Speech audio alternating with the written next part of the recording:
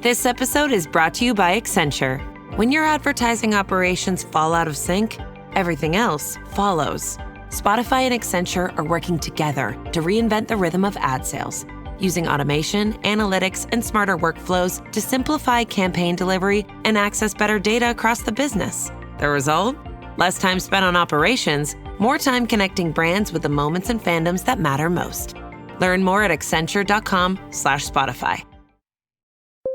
When you need to build up your team to handle the growing chaos at work, use Indeed Sponsored Jobs. It gives your job post the boost it needs to be seen and helps reach people with the right skills, certifications, and more. Spend less time searching and more time actually interviewing candidates who check all your boxes. Listeners of this show will get a $75 sponsored job credit at Indeed.com/podcast. That's Indeed.com/podcast. Terms and conditions apply. Need a hiring hero? This is a job for Indeed Sponsored Jobs.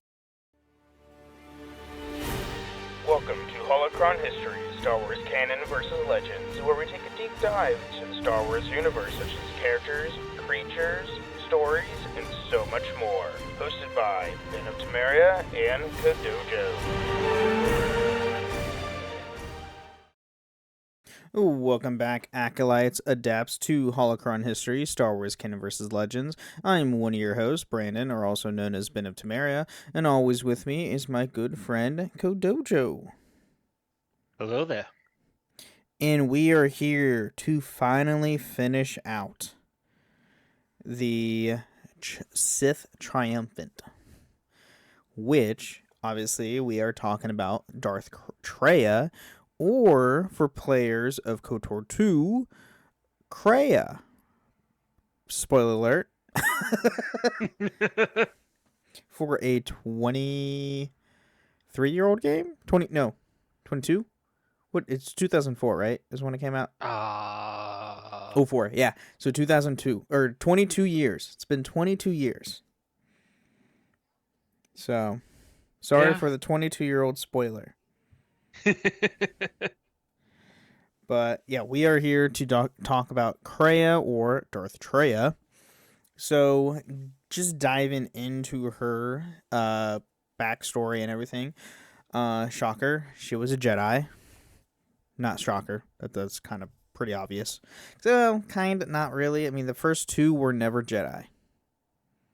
No, like they never Scion and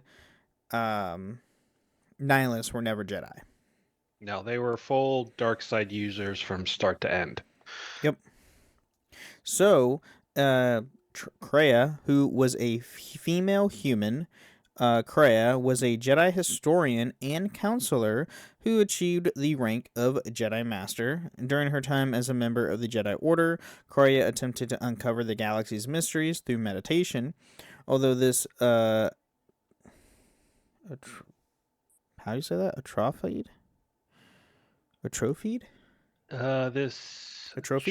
Atrophied? Yeah. Although this atrophied her easily repairable eyesight, so her eyesight was already bad. Atrophied. Atrophied? Atrophied? Sure, let's go with that. Kreia let go of her eyesight as the historian and decided that she no longer had use for them. So she was already like, she let go of her eyesight and going blind well before her being Darth Traya, and where we see her in KOTOR II. Yeah. She didn't have access to medical marijuana. I don't know how. To help with the glaucoma. The glaucoma. Okay. Anyway. For decades, Kreia trained many students, constantly challenging their minds with questions regarding the concept of power. Her fellow Jedi, who called her teachings Kreia's conundrums, viewed them as quaint, while Kreia's students were mystified. Now, the funny thing is that Kreia, she was never a quote-unquote frontline Jedi. No. Oh, God. She was always, in the temple, never going out. And her questioning, concept of power and this and that kind of reminds me a little bit of Qui-Gon. Yeah. Because Qui-Gon was always questioning the Jedi Council. Why are we serving the Senate and not the people? Qui-Gon's teaching was more of I need to listen to the living force because that's why I'm here. Yeah. Where the Jedi are just like the council during his time was just for the here and now. They weren't listening to the force. They were listening Yeah. to their own gains. So one of Kreia's Padawans was a highly gifted Jedi who eventually became known as Revan. However, her teachings were looked upon with concern by the Jedi Council. After Revan left Kreia's tutelage, he sought out other Jedi Masters to continue his education, apprenticing himself to Jedi Masters Zara Leston and Dorak. Dorak was one of the Dantooine Jedi Enclave Masters. Yes, from KOTOR 1. Yep. Around this time, in 3964 BBY, Mandalorian Neo-Crusaders, a group of the Mandalorian warrior culture that originated on the Outer Rim world of Mandalore, attacked the Galactic Republic as what became known as the Mandalorian Wars, waged on Revan, who by then had attained the position of Jedi Knight, came back to Kreia as he found the Jedi teachings lacking and sought her guidance regarding the Jedi Council. Which preached care and caution as it feared the true threat of to the galaxy, and not yet revealed itself, in its stance to enact the stance of inaction against the Mandalorians. Subsequent to this, Kreia's former student decided to openly defy the Council, leading other rogue Jedis, including Maître Surik, to battle the invading Mandalorians. Which So obviously we get. Yeah, seems like Kira's already kind of feeling that something's not right with this Mandalorian war. Mhm. Something pushed these guys out, and we don't know what. Right, that's true. So Revan eventually took up the mantle of a Dark Lord of the Sith, building a new Sith Empire of his own to counter the Jedi and the Republic. Kreia believed that Revan had never fallen to the dark side, and that he had become the new Sith Lord, the face of the dark side as Darth Revan, and started the Jedi Civil War out of his own volition to prevent a greater evil, that as Revan was the heart of the Force, a greater cause that came that called for certain actions to be done. And So, she's yeah. not wrong. Revan didn't fall to the dark side. He was didn't fall beaten. willingly. Well, he didn't fall kind willingly to the dark side. He didn't fall willingly. Yeah. Oh yeah, no, he was mind controlled by He was beaten and Mhm. broken to the dark side. Yep.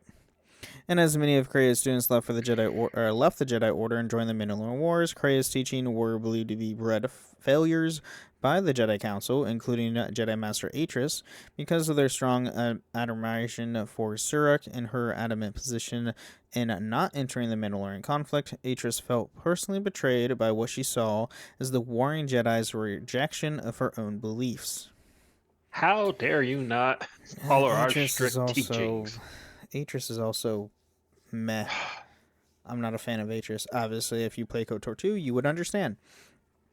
So while the correlation of discovering that all of Kreia's pupils either fell to the dark side of the Force or abandoned the Jedi training, Atris led the Council in denouncing Kreia and condemning her free-thinking teachings.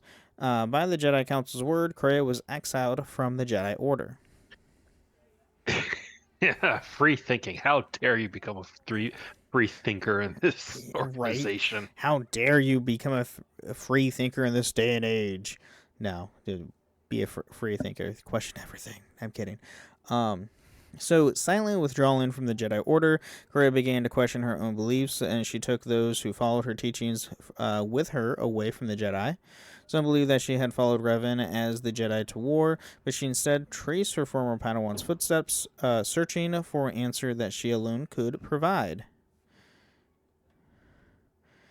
There's some loud noises in my house. Energetic niece, I'm sure. Oh, yeah. I'm surprised. I'm surprised Kira had any Padawans left, because right, most of them went off to war. Mm-hmm. So Kreia was eventually drawn to the Force echoes of the Sith world Malachor V, a nexus of dark side energies and formerly part of the ancient Sith Empire. On the surface, Kreia found Darth Revan's former stronghold, the Trias Academy, an ancient dark side praxum that contained the deepest and most intimate secrets of the Sith. Okay, so it was a Sith world before Revan launched the Force Bomb or whatever it was during The the Shadow Mandalore Generator. War. Yeah. Mm-hmm. So she encountered Sith assassins left by Revan, but rather than attack the Jedi Master, they presented Kreia with Sith Hermetrica. Yeah. Yeah. The Sith manuscripts that Kreia read indicates that the truth of the Cosmos were not intended for the sane. Kreia believed that the manuscripts' authors were pure-blooded descendants of the ancient Sith species, or Sith purebloods. Yeah, and these guys are pure red from head to toe, and they have weird tendrils coming down from their chin. Yeah, it's like tendril mustaches things. Yeah, Kind of, beards, yeah. goatee type things. It's kind of weird. Yep. So the Sith sorcerers claim that they had privileged insight into secret realities, arguing that even the contradictory and aimless nature of the existence appeared obvious to all intelligent beings unaware of the Force exposed this obvious fact as a lie, further stating that the Force betrayed Force sensitives, making them live in a compressed, chaotic universe to live the lie. What? Hang on, I gotta read that. This claim is privileged insight to seekers of awareness that the Force exposed this obvious fact as a lie. What? This paragraph makes no sense. It's, philosophy. That's all it is. Philosophy. Oh, that explains it. Philosophy. That's why it makes no sense. Making up stuff to sound smart. Yes. So she fell to the dark side of the Force and became Darth Traya, the Lord of Betrayal. Traya also learned of a forgotten legacy of the Sith that had lurked in the unknown regions for 1,000 years. She found that the true Sith, a remnant of the Sith Empire, existed still in the far reaches of the galaxy. AKA the Sith of the SWTOR game. Vitiate. Valkorian. Or Valkorian, yeah. Who's, Or his later... Tenebrae. Yeah, it's... Tenebrae Vitiate Valkorian. Valkorian being the last version of him. Yeah. Anyway, so intent on continuing Revan's legacy, Traya reestablished the Trias Academy to train, convert, and create generation of Sith who would act as a gadfly to the Republic. Because she came to the remnants of Darth Revan's Sith Empire as his former master, the remaining Sith troopers pledged their fealty to her as the Dark Lord of the Sith. She became to hunt Force wounds, eventually discovering Darth Sion and Nihilus, who were interested in rebuilding the deteriorating Sith Order. Yeah, that's interesting. Sith trooper saying, "Oh, you are Revan's master? We swear loyalty to you. Clearly, you must know what you're doing." Right. Oh, you trained our master? Oh, yeah, we can't screw with you. I bound my loyalty to you. That's pretty much what it is. So Nihilus, the Lord of Hunger, and Sion, the Lord of Pain, joined her in the creation of the Sith Triumvirate, intending on eliminating Traya's Jedi betrayers. However, as time passed by, the Sith Lord's ideals became divergent. Traya and Revan's legacy fell from the Darth Nihilus's slavery to hunger, and Sion's chaining to his intent on channeling his pain onto others. His crusade against the Jedi. So Traya estimated her pupil's depravity after she taught Nihilus the ability to devour entire worlds, and Sion started to grow weary of her whispers in his skull and teachings that he deemed to weaken the Sith. The apprentices plotted against her. Sion and Nihilus confronted her in the Trias core, stripped her of the Force, and exiled her. Once again, Traya had been betrayed. Now, first off, this is very atypical of the Sith. You get trained by a master, you become powerful, you challenge your master, you win, you kill the master / generally kill.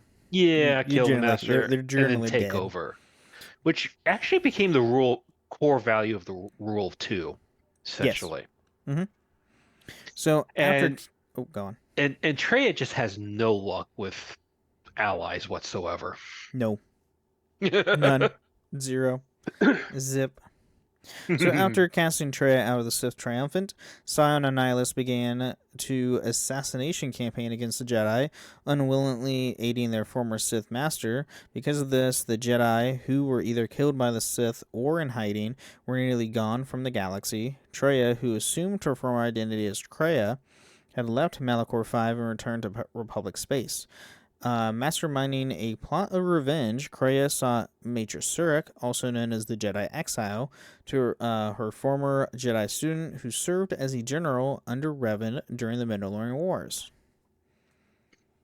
Unironically, Kreia's plot to take revenge against the Jedi is being worked on by the two Sith who betrayed her. Yep. So she's Which is getting kind of funny. indirect revenge. Yep. Which is like, all right, sure, go ahead and do that. So Shurik helped defeat the Mandalorians during the final battle of Malachor 5 by ordering the activation of the Mass Shadow Generator, a devastating weapon which left a wound in the Force. Beneath numerous rumors and unconfirmed reports, Kreia had found a means to deafen the galaxy to the Force. She thought to exploit her former student's talent in Force bonding in order to create another wound greater than the one before. The wound's echoes would travel forever, never reaching their destination. Yeah. It's bad. It's bad. Now, that's all before the events of KOTOR II. Now we get into the events of KOTOR II. That was all just the text crawl in the beginning of the movie. No, it's not. So the Jedi Master Atris arranged for Shirk to return to Republic space. The exposed her presence to the Core Ward databases in the hopes of using her as bait for the Sith. On the Republic warship Harbinger, Shirk was found by an HK-50 Jedi hunter and drugged into unconsciousness. Kreia found her and took her to the Ebon Hawk, barely escaping a Sith ambush in which Darth Sion nearly destroyed the freighter. Yeah. Now, I have a D&D character in mind. Oh, God. That's based off of HK-47. Oh, God. Oh, no. Those things are... He's so fun. Anyway, the Jedi so both unconscious, Kreia and Shurik arrived safely on Paragus 2 thanks to T3M4, who was able to get the ship working well enough to get to the colony. They subsequently reached out to each other, both strengthening each other in the knowledge that they had survived the void and had befallen them, and eventually formed a Force bond in which seamlessly intertwined their lives. Oh boy, did it. For better or worse. Yeah. So Major Surik regained consciousness and attempted to escape the mining facility, discovering and recruiting Kreia and Atten Rand. While doing so, the Republic warship Harbinger soon arrived, and Kreia provided her insight to Surik that it was under the control of the enemy, one who would not let go without bloodshed. Kreia said the assassins aboard were those who attacked the Ebon Hawk, and they have arrived quicker than she expected. That should have been the first red flag right there. It's like, wait a second, why were you expecting them Yeah. to begin How did with? you know? Who do you know? How do you know these guys? That's a big. How do you know them? That's a red flag in itself. So together with Atten Rand, the Exile deduced that the docked ship must possess an asteroid orbital drift charts needed to plot a safe course through the Paragus asteroid field, and the trio boarded the Harbinger to take the codes, desperate to escape death. Once aboard the Harbinger, the trio took to the bridge per Rand's plan, though not before Kreia reprimanded the Exile for being distracted at the airlock and thus not being mindful of the present, allowing their enemies to gather while they'll waste time.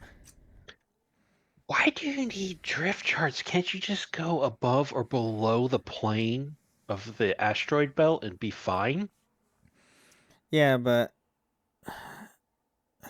I don't know. It's pre-cloud Clone Wars era stuff, so like tech is not as advanced. So I don't know. No, but I mean, why do you have to go through it when you can just go above it, though?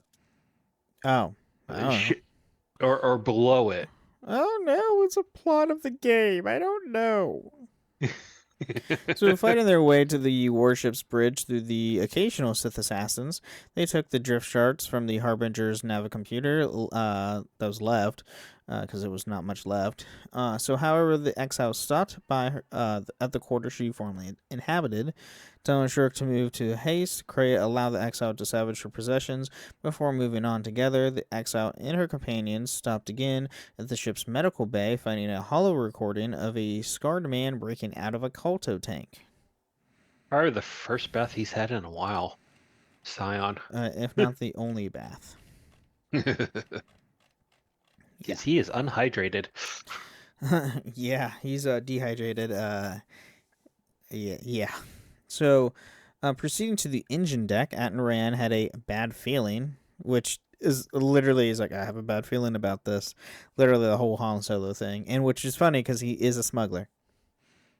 And the trio were approached by the scarred man soon after, a Sith Lord. He said that he had come to warn the exile of that she did not know the path she would walk, and Kreia drew her weapon, telling the exiled that this battle was hers alone and that she was not defenseless. Before engaging the scarred man, Kreia stated that he could not kill what he could not see. And the power had blinded him long ago, and instructed the exile to run, telling her that she herself would join her shortly. Not fully. Mm. The sealed door between Kreia and the exile and the scarred man, Darth Sion, confronted his former master. To Kreia, Sion spoke of his sensing that she was faint in the Force, weak. Although Kreia retorted that his senses betrayed him, she further told Sion that his failing was to have fallen so far and learnt nothing, yet the Sith Lord placed the failure on his former master. Sion told Kreia that her cause to seek the Jedi was a lost one, since they were mostly eliminated, and whose hopes for survival lay in the exile. But Kreia remained staunch in her position. A duel ensued, and Kreia lost her left hand to Sion's blade. Didn't learn much my foot. And then going forward, you cannot equip anything in her left hand. Which makes sense. Absolutely. So, and honestly, there's no reason to have after this. After its progress, there's literally no point on having Kreia in your party at all. To be honest, No. I mean, she's just there for story and fluff for the ship. That's it. So, because of her bond with Kreia, Shirk felt the great pain of losing a limb herself while making her way to the Ebon Hawk alongside Atran and later T3M4. After joining the Exiles party at the Ebon Hawk, Kreia said that either they trigger a chain reaction that would destroy the surrounding asteroid field and thereby escape with the Sith forces or die. As the Harbinger attempted to bring down the Ebon Hawk, it fired upon a nearby asteroid, bringing the field and the Progress mining colony in flames. The Exiles' craft narrowly escaped the fiery doom and managed to jump into hyperspace, drawing past our series of dangers to a close. So either we escape or we die. Those are two very extreme choices. Got or that outcomes. Right. And then in the safety of hyperspace, Kreia explained before the crew of the Ebon Hawk and that the Republic warship that fired upon them moments ago was the Harbinger, which was originally set for Telos 4, but was seized by the Sith seeking to hunt down the Exile, the last of the Jedi, regardless of her status of being exiled. Survivors of the Jedi Civil War were the Jedi no longer. They would not help Mitra Surik. Yeah. Yeah. But yeah, no, we're out. We're done. And now observing the many roads that led to Telos, including theirs as a result of a limited range Paraga's astrologian charts, the series, the confidence led to their meeting of the Progress, despite the rarity of the consequences as a result of the influence of the Force. Kreia then left for the crew quarters. Atran advised the exile to tend to Kreia, telling her that she sensed great pain rolling off Kreia, and speculating that the elder woman was too proud to show any weakness, especially to her. Yeah, that kind of makes sense. It does. Kreia is prideful to a Oh God, fault. yes. And then furthermore, Rand told the exile his observations that what she thought mattered much to Kreia, and Kreia wanted herself to be respected by her student. On why she felt her pain, Kreia replied to Shirk that the bond between them could be fatal. If one of them died, the other would too. Bound by the hands of death, Kreia intruded upon the company of Shirk, but remained vague on her ties to her former Padawan Revan. Shirk also had no way of knowing where the ship had come from, since Kreia was the only means of accessing the Ebon Hawk's navicomputer. So wait, if they had a force bond that severe, that Mm-hmm. could be that severe, could you have killed yourself to kill Kreia in the final battle? No, Oh. because gameplay mechanics. Now, when she's in your party, by the way, and say Hmm. you get knocked out or fainted or died or whatnot, Kreia goes down too. Ah. I found that out through gameplay. That sucks. That's why I never have Kreia in my party anymore, is because if you go down or Kreia goes down, you're both down. It sucks. It's terrible. I think you get a game message about it too. But if she does healing, you get the healing as well. So and she's in my party. I normally have her as a healer because that's it. So while Shirk was slowly reconnecting to the Force, Kreia began to shape the younger woman as her new pupil. She taught Shirk to carefully choose between actions, asking the Jedi to view the ethical implications of all quests undertaken. Kreia seemed to show that the galaxy and its inhabitants' morals were far more complicated than the basic tenets of the light and dark sides of the Force. As Shirk grew in power, Kreia watched as the struggling Republic was unknowingly strengthened through the Jedi's search. Which is true. Like Yeah, the Republic itself is gaining more power as you're going through the story. yeah, because you're helping planets sort of fix their own problems, which in Mm-hmm. turns later helps the Republic and you during like The final Darth scene. Nihilus battle. Yep. So during these adventures, many people came into the company of Shirk, most of them sensitive to the Force. Although they were wary of Kreia, she was able to manipulate most of them to her bidding because of the ease with each Shirk had called upon these companions. The Old Master had seen Shirk's ability to transmit extreme echoes to those of the Jedi was bound with. With Mitra Shirk's power and knowledge of Darth Nihilus' damaged condition, Kreia intended to bring her plans into fruition. So first she got the Sith together to take out the Jedi. Now she's getting a bunch of rabble together to take out the Mm-hmm. Sith. Essentially. So early in her travels with the Jedi Exile, when the party was beginning to form in the secret Jedi Academy on the planet of Telos 4, Kreia probed and invaded Atton's Rand's mind, discovering his secrets. She blackmailed Rand, telling them that she would not reveal his secrets to Shirk as long as he followed and served the Jedi. After Mitra Shirk spoke to the Jedi Master Atris at the Telusan Academy, she, Rand, and Kreia, the Zabrak tech specialist Baldur, and T3M4 departed the Academy aboard the Ebon Hawk. T3M4 showed Shirk's crew information he downloaded from Atris's archive, in which they learned the location of Masters Zikael, Vorkalamar, Kavar, and Lana Vosh. I love that. I know your dirty secret thoughts. I'm going to use those against you if you don't serve the Mm-hmm. Yep. Jedi. Yay, manipulation. Woohoo! You pervert. So Shirk set course for Nar Shaddaa, where Master L could be found. While on the moon of Nalhoda, Kreia bound the Wookiee bounty hunter Hanar to a life debt after his defeat at the hands of Mira, whom Kreia called the Huntress. Kreia sent Hanar to Malachor 5, where if he survived, he would become stronger, and promised the end of the debt that Wookiee owed the Sith Lord when he killed Mira. After Shirk located El and convinced him to return to Tatooine, the Ebon Hawk's crew departed Nar Shaddaa to set course for the planet Onderon. See, that's just dirty, doing a life debt of a Wookiee like that. Yeah, but Hanhar's a freaking a-hole. Yeah. I don't like Hanhar. Zalbar was way better. Oh, yeah.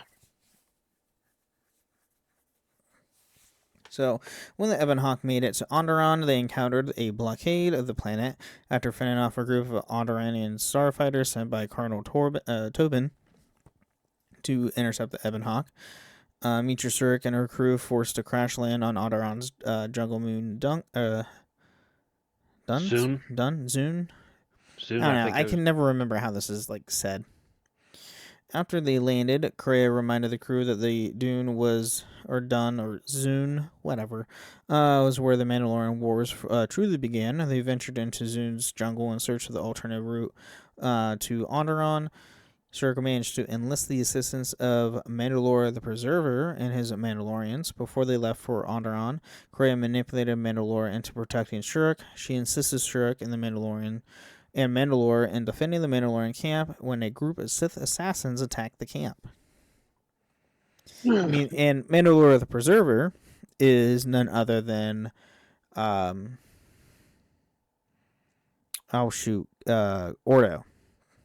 Yeah. From KOTOR 1. Candice, I can't say his name to save my life right now. Odor, yeah. Yeah. But funny enough, he only became Mandalore the Preserver after Revan says, yeah, go get your people together and act as a shield wall against the Sith if I fail. Mm-hmm. And he does that. To an extent, yeah. Mitra Surik managed to locate Kavar and Izzy, the capital of Onderon. However, Kreia was unable to speak to him long, having been interrupted by Colonel Tobin, one of General Vaklu's commanders. After Surik made it back to Zune, they departed the moon and went to Tatooine. The Jedi exile successfully helped defend the Coda outpost against the mercenary Azku? Yeah, Azku. And spoke with the Lamar. When the group was joined by the former Jedi Missile, who Kreia referred as the Disciple, the Jedi exile's teacher manipulated Missile's mind, playing tricks on his sight throughout their travels so that they're often unaware of her presence. Kreia finally revealed her true nature to him after he discovered the truth behind the motives of the darkness moving across the galaxy, consuming all life. However, Kreia made it so that Missile would not remember her or what he had discovered until the time was right. Now, the Disciple, Jedi Missile, he is one of the options you can recruit. Yeah, it's the handmaiden or the disciple. Yeah, and if you're female, you get the disciple. If you're male, you get the handmaiden. Correct, because you can romance either or, depending on the situation. And much like Mira and Hanar, Mira is the light side companion you get from Nar Shaddaa, where Hanar is the dark side. Mm-hmm. So after the Jedi exile defeated General Vaklu and his forces in the royal palace, Kreia tried to convince the exile to have Queen Talia execute her unarmed cousin. Kreia claiming that Vaklu was too dangerous to be left alone or left alive. Mitra Surik, while respecting her counsel, said the decision was the Queen's to make, not hers. Talia ordered her troops to execute Vakul, ending the war. After the battle, Kreia realized that Surik would be a threat to her former Sith Triumvirate. She revived the deceased Tobin, who had been killed by a Drexel larva, and Tobin and his forces tried to breach the Queen's throne room. So, she has the power to revive the dead. Yeah. Completely forgot about that. It's sorcery. Kreia convinced Tobin that the Onderon War was still being fought and that she served Valku. She knew that Valklu and Tobin served her former Sith apprentice Darth Nihilus, so she fed Tobin false information about many Jedi on Telos, while in fact there was only one Jedi on Telos. Tobin went to Nihilus's flagship, the Ravager, to inform the Dark Lord of this. After Matrix Cirque spoke with the Jedi Master Kavar, the Axon Kreia returned to Zune, where Shirk was told by her teacher that they needed to go to Dantooine to meet the Jedi Masters at the Jedi Academy's ruins. Yeah. That's fun. And by the way, you can go to the planets in any order in this game. There's no like definite route you have to go through, so you can do any order you want. Oh yeah. So, but at that point, let's take a mid-break, thank our listeners and patrons, and we are right back. This episode is brought to you by Perfect Bistro Cat Food. Cats, this ad is for you. Has your human ever called you picky, persnickety, choosy? If so, Perfect Bistro Cat Food is for you. With ingredients like wild-caught tuna and pasture-raised lamb, tantalizing textures, and delectable flavors that meet even the most discerning cat standards. You're not picky, you're just perfectionists. Perfect Bistro, mealtime perfection for every cat. Have your human visit perfectbistro.com.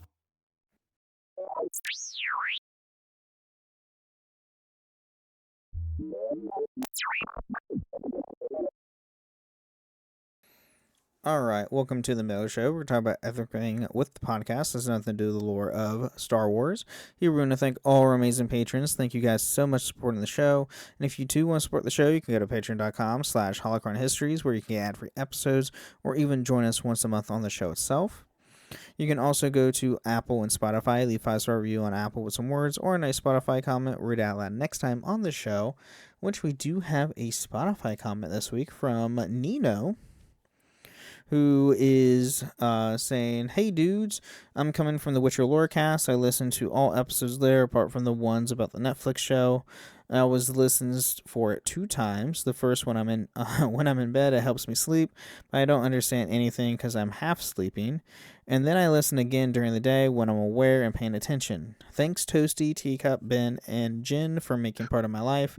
Cheers from Sorocaba, Brazil. Live long and prosper." Hello, Brazil. Yeah, they haven't been introduced to Yukojo Dojo yet, so it's okay. That was back on episode 9. Oh wow. This was episode 171. Oh Lord. You have some catching up to do. But yeah. That's fun stuff. And then you can also find us on a few different Discord servers, the Robots Radio Discord at robotsradio.net, as well as my own Discord server, the Band of Friends Podcasting Discord, where you can find this show and all the other shows that I host, which are the Final Fantasy Lorecast, the Gundam Lorecast, the Wizarding Lorecast, the Witcher Lorecast, and now the Dragon Ball Lorecast. So go check that stuff out. All great stuff. All great fun. News-wise, we are there's a week and a half away from Shadow Lord. Wait, is that Maul? Is that a week March? And a half away. No, that's April. We're in February, dude. Yeah, and we're a week and a half away from Maul's Shadow Lord series starting. It ends May. Yeah, it begins in April. That's right. Never mind. And it's like, are you okay?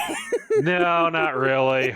Work's got me bugged. Like, I'm thinking April is like, it's the end of February. We're going into March. Let me skip my month. Yeah. Let me skip a month, damn it. If only. Ugh. So, yeah. We got a month and a week. So we're almost there. Got 5 weeks. It's okay. We got this. Anyway, there is some news. Like Sam Witwer's been saying a lot of cool things about it. I guess Salvador Press is going to be something to do with the show, which is interesting because he's dead. But the show I'm when the guessing show starts, Force Ghost. Probably some, Night Sister magic crap. Mm-hmm. But I mean, there's not really any news as of right now, so stay tuned for more stuff because Summer's Game Fest got dates June 5th through the 8th. Yeah. So hopefully we get more stuff then. Then obviously May the 4th, because Star Wars loves to do stuff on May the 4th. So yeah, stay tuned for that. But let's get back into more of Darth Traya / Kreia. Visible puts the ultimate wireless hack in the palm of your hand. With unlimited 5G wireless data and hotspot designed to keep you connected, powered by Verizon's 5G network. And no contract holding you back. Plans start at $25 a month, or get the premium Visible Plus Pro plan and save $10 on your first month when you use promo code HACK. Make the switch at Visible.com. Terms apply. See Visible.com for details. So now we have her death. And boy, does she die. So when the truth was revealed that Shurk was unconsciously deafened herself to the Force in order to survive, as opposed to being cut off from it by the Jedi Council, as Shurk previously believed, Kreia confronted the reassembled Jedi Council in the ruins of the Jedi Enclave on Dantooine, as Masters Lamar, Kavar, and El tried to strip the Force from Shurk, whom they believed to be wounded in the Force, in danger that could lure the Sith. Kreia stormed in and used the Force to drain their link to it, killing them. Now, I remember this scene. You could either willingly be stripped of the Force, or you could try to fight them and just lose and still get stripped of the Force. Mm-hmm. Yeah, I'm a light side player, so I just go in willingly. I was like, all right, whatever. See, I kind of fought them because I kind of fought them because literally every decision the Jedi Council has made has led them further and further into ruin. Mm-hmm. That's true. It's like you really want to strip another Jedi since your numbers are already low. You're less than 5. Yeah. You really want to... Yeah, it's dumb. So, while Shurk lay unconscious, Kreia was led to the Jedi Master Atris for judgment by one of Shurk's companions, the Enchanted handmaiden Brianna. Wait, what? That's not right. Or the disciple. It's one of the two. Yeah. Journeying to the Talisan Jedi Academy, Kreia revealed that Atris and herself fallen to the dark side of the Sith relics she gathered, but could not admit it even to herself that Atris bathed in the knowledge of the Sith, however limited the truth such teachings held, that Atris took a step Kreia once herself took, betrayed by herself after hearing the echoes of Malachor 5. Now, see, her descent because of the dark side relics is very early in the game. You just see her just walk into a room with a bunch of red lights. Like, really? Are they not going to try to be subtle about it at all? Nope. It's 2004. So, exposed by Kreia's words, Atris then asked the former Jedi where Maester Surik was, to which Kreia replied that the exiled Jedi would come, asserting that the one Atris exiled could still be saved, though also remarking that it was too late for herself and Atris to be saved. We're too old to be saved, but we're too late to be saved, but Surik's fine. So, leaving the fallen Jedi Master at her chamber of Sith relics, Kreia left before Maester Surik arrived to confront Atris. Between the departure of Kreia and the coming of Shurk, Atris finally embraced the dark side within her, but was soon defeated by Shurk. Thus, through Atris, Kreia manipulated the exile to end the fallen Jedi Master's corrupted teachings and forced Shurk to confront and defeat her unresolved past to progress towards the completion of her training. Yeah. Yeah, in the flashback, your character is the only Jedi to come back and be judged before the Jedi Council because of the Mandalorian Wars. Mm-hmm. True. And your act of defiance is igniting a lightsaber and stabbing it through a ceremony stone they have in the middle. Yep, that's also true. Yeah. So Kreia then returned to Malachor 5, where she was confronted by Darth Sion and forced him to submit to her will. Kreia reclaimed her mantle of Darth Traya and took command of what remained of the forces of the Sith Triumvirate on Malachor 5.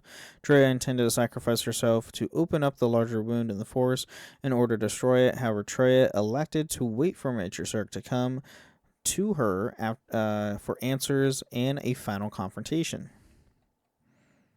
You know what? I have Probably. time to do my plan, but I'm gonna pull the biggest trope of any villain in any movie. Wait for I'm the gonna wait hero. for that final confrontation. Let's wait for the hero. So after Shurg vanquished Darth Nihilus during the ensuing battle above Telos, she journeyed to Malachor 5, where Traya and Sion were hidden in the depths of the Treyas Academy. Sion forced Shurg to confront him first, although the Jedi exiled demonstrated her stronger will in defeating him to reach Traya, and convinced the fallen Jedi to let go of his pain. By giving up the pain, and therefore the Force, Sion was finally able to die, but not before warning Shurg that Traya would try to do to her what she has done to Sion himself. By the way, there's a mistake in this note. What? Fallen Jedi. To let go of his pain. He wasn't a Jedi to Oh, begin yeah, he was Sith, whatever. Yeah, that's true. with. Sorry. Yeah. Matrix Zurg then found Traya in the core of the academy. Traya resolved that only one could leave alive, engaging Zurg in a duel, which ended with her student slicing her remaining hand off. Traya then tried to convince Zurg to kill her and let her die, but the exile refused.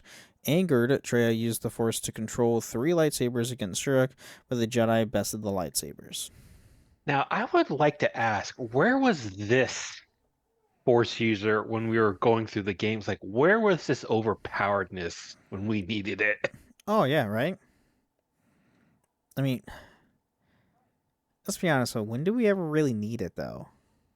Yeah, it would have been nice. I mean, like KOTOR II, Shurik, your character or the Jedi Exile is far stronger than Revan in KOTOR 1, gameplay wise. At least the beginning, and like even on, like it's really not that hard. The game's not that hard. Yeah. So despite Kreia's betrayals and deceptions, Shurg forgave the Sith Lord for everything that had happened. She still tried to save Kreia, but who told her she was already had, and that by killing her, Shurg had awarded Kreia more than she could possibly know. She confessed that she truly loved Shurg, not only because she felt that the Jedi was her greatest student, but because she was a true Jedi. She struck her down and became more powerful. Yeah, pretty much. So before dying from the wounds dealt to her by Shurg, Kreia chose to give her one last gift, drawing upon the Force that radiated from Malachor 5 and casting a prediction of both the future of the galaxy and that of Shurg's friends, her disciples. Kreia told Shurg that her followers were the lost Jedi, the true Jedi, upon which a new Jedi Order would be built. Now, wouldn't it be funny if you did not train any of your followers to be Jedi? Yeah.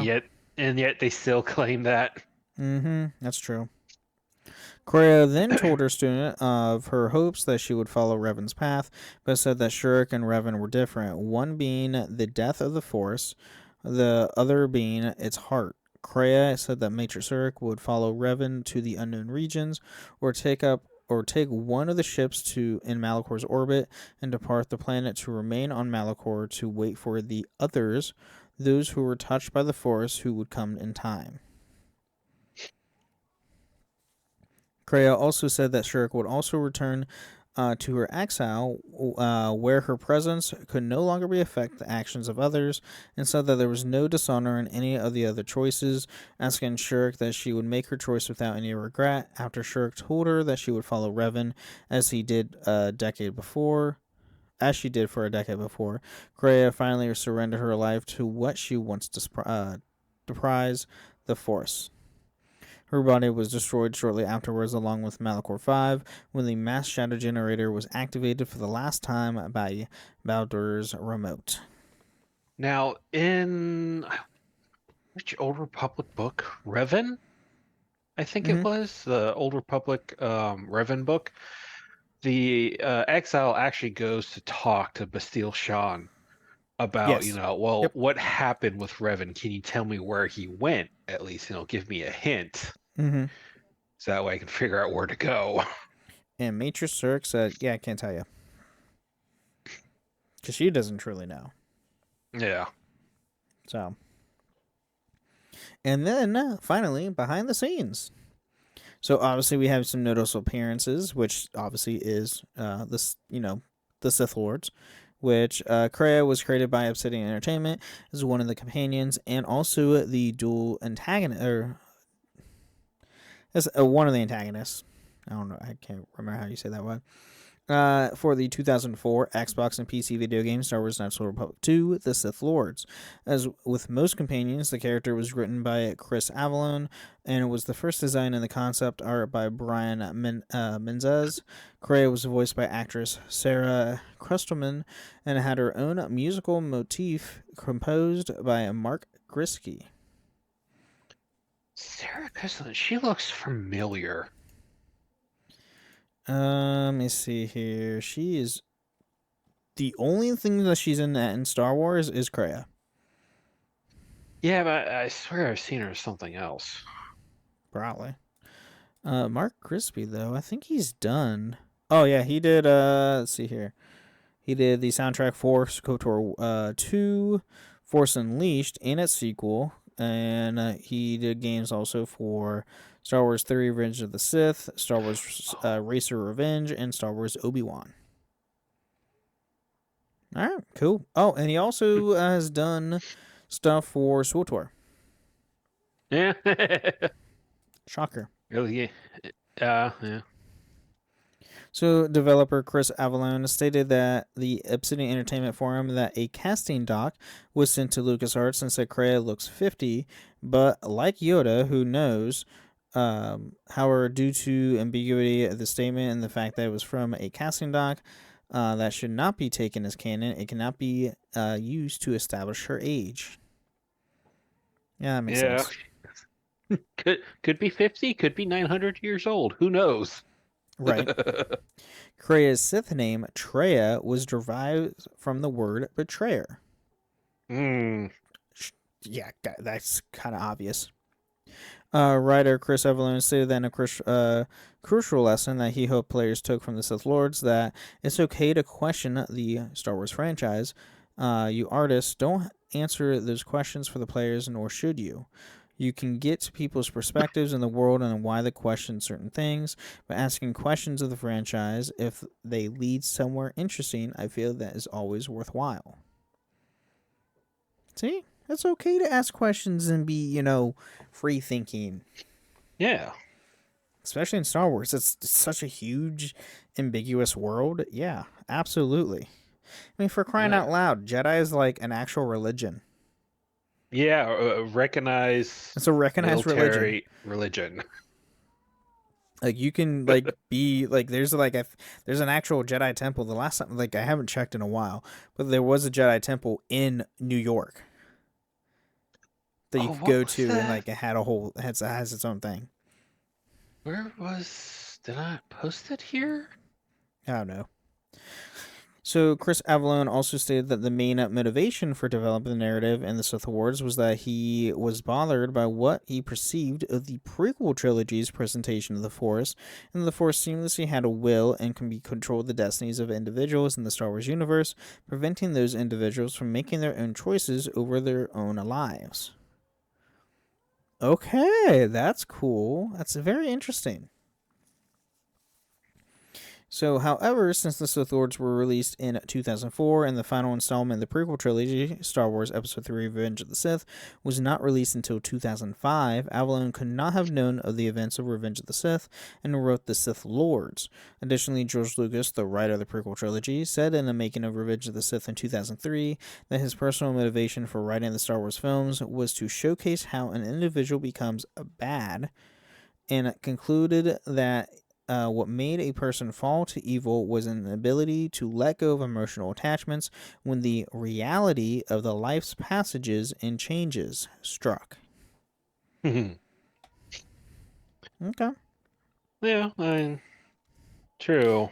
To let go of emotional attachments. Well, Right. And yeah. then, so there's some alternate gameplay choices here. So on Nar Shaddaa, when accompanied by Kreia as the active companion, the player has the option to offer Kreia as one of Voga the Hutt's dancers. However, Voga's major dono rejects the offer, clarifying that while he means no offense to the August woman, Voga prefers dancers of a youngish age. Kreia thus responds that she was not offended by the major dono's words. Oh God, that's funny. That is Oh funny. God, Here, you can take the old woman as a I don't dancer. want her anymore. And now we get into some cut content. So, in unused dialogue and discarded plot events, Kreia revealed that she had been manipulating the mind of Atris for years, and through her orchestrated Mitra Shurik's trial and sentence. A single alternative line in the Kreia's fall scene from the game revealed that the catalyst for Scion and Nihilus' trail was the Traya decreed that Shurik was not to be harmed.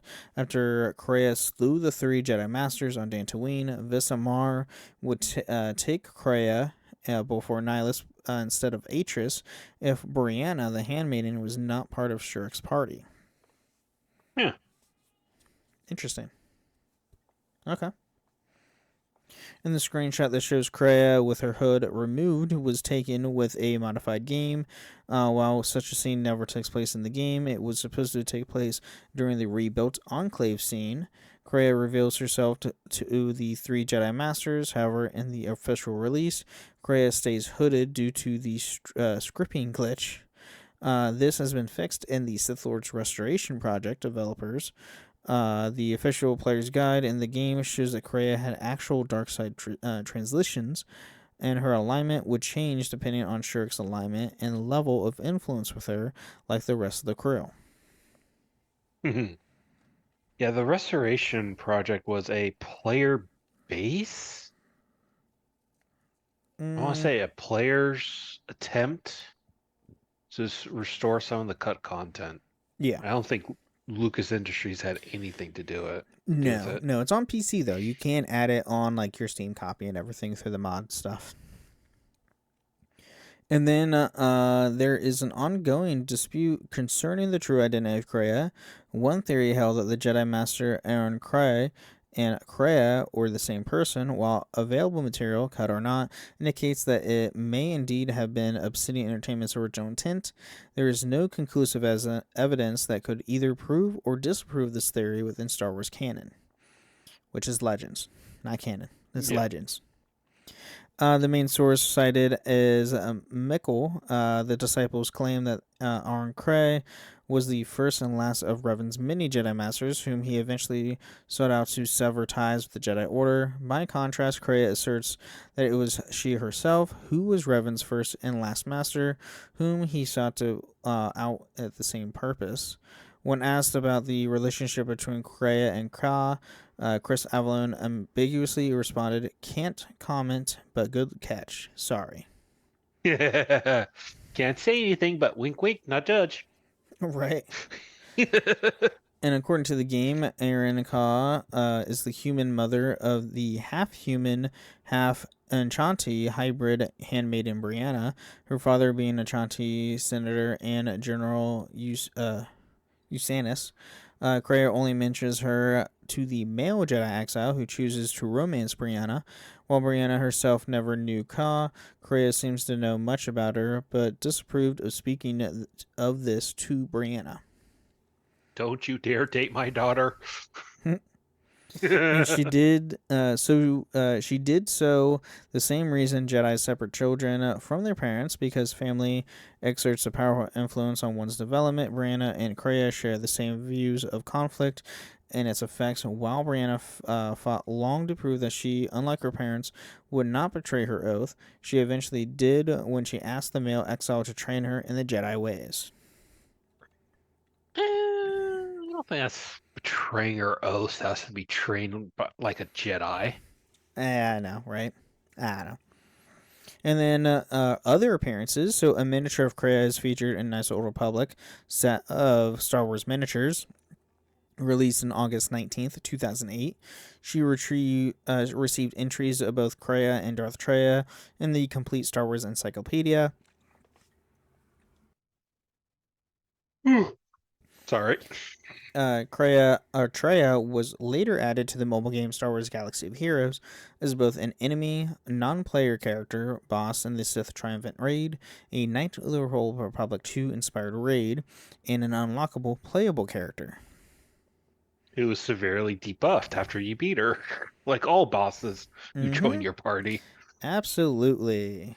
It's terrible. She's actually really hard to get in Galaxies of Heroes. Really? So, yeah. I've looked. I've tried. It's hard. And then, obviously, there's some inconsistencies. So, in the new Essential Chronology, Kreia was mistakenly referred to as Darth Kreia. The error was later addressed by author Daniel Wallace. Although the book was already released, the error was repeated once more in Jedi vs. Sith, The Essential Guide to the Force. Darth Traya was mistakenly spelled as Darth Traya, Treya, when it's actually Traya. In an EA Star Wars Twitter post announcing the character's addition to Galaxies of Heroes. That's just like freaking spell check. In the section on Jedi temples and academies in the Guide to Jedi Academy Training Manual, it incorrectly states that the Dantooine Jedi Enclave was in use a few decades after the end of this Jedi Civil War. The source book also states that it was abandoned by the Jedi after Kreia killed the remaining members of the Jedi Council. Also false. Yeah, that seems like a contradiction right there. Yeah, that was more... They didn't use the Enclave because it's only like a handful left. Yeah. It was in ruins. And during SWTOR is still in ruins. They don't use it at all. Yeah, no, they just added more stuff in Dantooine, one of the newest updates, and the Jedi Temple is still in ruins. Okay. So while Kreia did not kill the last three Jedi Council, or the last three council members, the Jedi did not rebuild the Enclave until after 3951 BBY, 5 years after the Jedi's Civil War's end. After Kreia lost her left hand on Paragus, there are a few errors in her actions and movements while lacking it throughout the rest of the game, such as holding her lightsaber in a two-handed grip. Also, in a cutscene depicting Darth Traya's betrayal at the hands of Darsayan and Nihilus, she is sewn without her hand, though she did not lose it until years later. Well, to be fair, when you just recently lost your left hand, you're still going to have that instant reflex of using your left hand as well. So there's that, but like a cutscene where it's years prior before she loses the hand, that's something on the developer's part. Yeah. So although the complete Star Wars Encyclopedia states that Kreia uses a double-bladed lightsaber, and the Star Wars miniatures model of Kreia has the character wielding such blade, is not possible in the Sith Lords, as Kreia cannot use dual weapons. This is similar to other retcons, as the handmaiden traveling with the female exile, which is also impossible in the game. Now, a double-bladed lightsaber. Well, to be fair, maybe before she lost her left hand, she could have dual-wielded blades. You never know. It's possible. Yeah, absolutely. But she doesn't. Like, at all. So, I don't know. It is what it is. But, yeah, that's all we have on Darth Traya. And you have anything for Darth Traya or Kreia or whoever you want to call her? He was more of a philosopher than anything else who tried to remove the dogma from the Jedi, which she kind of did to a point, but those dogmas only just showed up later down the line again. So her efforts ultimately failed. So you're saying that she's a failure? Pretty much, yeah. That's what you're saying. All in all, she's a failure. She's Yeah, a terrible person, tried to take over the galaxy, blah, blah, blah. And well, she she's never a tried failure. to take over the galaxy. Oh, I know, I'm just, She just tried to remove all the Force users and the Force itself. Oh, yeah, let's just destroy all life in the galaxy instead. Because that's what we need to do. Dear God. Anyway, well, if that's all we have, everybody, thank you again for listening to Holocron Histories, and may the Force be with you. Thank you for listening to Holocron History, Star Wars Canon vs. Legends. You can find us on the Robots Radio Discord at robotsradio.net, the Bennett Friends Podcasting Discord, where you can share your thoughts, experiences, and love for the Star Wars lore. And don't forget, for the Republic!